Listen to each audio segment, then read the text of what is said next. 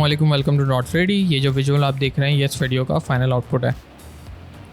So basically इस video का मकसद कोई 3D मॉडलिंग का ट्यूटोरियल नहीं है। ये जो आप रेफरेंस देख रहे हैं ये मेरी पसंद का रेफरेंस है, ठीक है।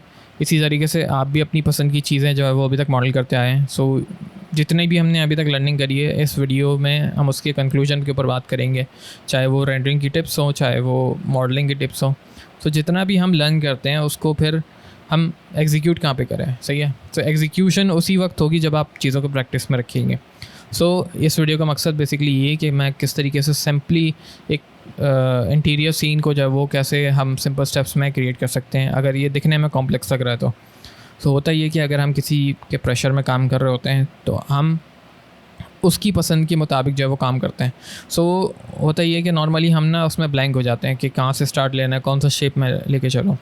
सो चीज़ों को ब्रेक डाउन करना सीखें। आप जब तक चीज़ों को प्रैक्टिस नहीं करेंगे तो आपके पास ब्रेक डाउन नहीं होगा। शेप्स को जो है वो चेक करें कि आपके रेफरेंस के अंदर कौन सा शेप जो है वो कहाँ से, किस शेप से जो है मैं किस चीज़ को डिफॉर्म कर सकता हूँ, सही है। जब तक प्रैक्टिस में नहीं होंगे, मैं अगेन फिर कह रहा हूँ कि प्रैक्टिस की वजह से ही आप ये चीज़ें एग्जीक्यूट कर पाएंगे, अदरवाइज़ सब यूज़लेस है, ठीक है।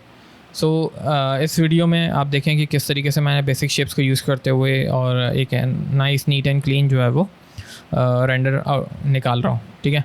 सो आप भी इस तरह के चीज़ों की प्रैक्टिस करें, छोटे छोटे ऑब्जेक्ट्स की, और अपने पोर्टफोलियो को जो है वो स्ट्रॉन्ग करें, सही है। सो इस वीडियो को एंड तक देखें और देखेंगे किस तरीके से हम इसकी मॉडलिंग करते हैं इंटीरियर की और लाइटिंग वगैरह। बस आपने देखना है और आपको चीज़ों का आइडिया हो जाएगा कि जो हम डेली जो हम वीडियोस देख रहे हैं, डेली जो हमारी लर्निंग हो रही है वही सब चीज़ें यूज़ हो रही हैं, सही है। लेकिन डिफरेंट तरीका होता है मॉडलिंग में। अगर आप कोई चीज़ मॉडल कर रहे हैं तो उस चीज़ के ऊपर स्टिक हो जाए, उसको कंप्लीट करके ही छोड़ें। ये ना करें कि पहले आपने सीट अगर बना रहे हैं तो सीट का थोड़ा पार्ट बनाया फिर आपने टेबल पे चले गए, तो ये ना करें। इस तरीके से काम नहीं होगा। फिर आप एक चेयर को मॉडल करें तो चेयर पे ही रहें, स्टेप बाय स्टेप लेके चलें उसको, सही है। एक चीज़ कंप्लीट करें, फाइनलाइज़ करें, उसके पास दूसरी चीज़ पे जाएं। सो आई होप कि आपको मेरा मैसेज जो है वो समझ में आया होगा और इस वीडियो को एंड तक एंजॉय करें।